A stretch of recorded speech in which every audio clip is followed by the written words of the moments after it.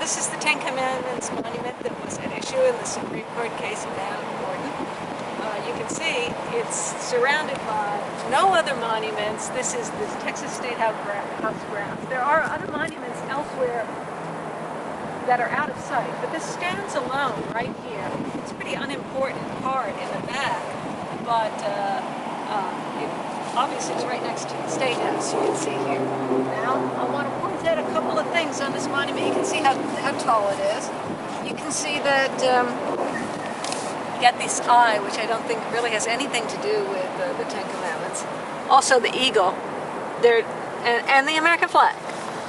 How Ten Commandments related is that? And I don't know which way that cuts in terms of what the law should be. It's just not that religious.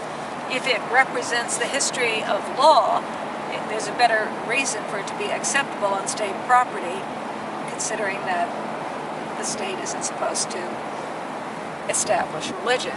So the more it seems like it's governmental, the more it's not an establishment clause problem. So the eagle and the flag and the old eye that's also on the dollar bill, although I don't know what religion that represents, that all helps it be more acceptable in terms of the establishment clause.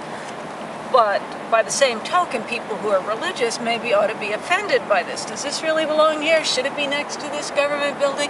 Should you have an eagle? Is it not a sacrilege to have an eagle on the Ten Commandments? Is it a sacrilege to have a law professor pointing at it and complaining about it? Maybe it is. So, you know, let's not...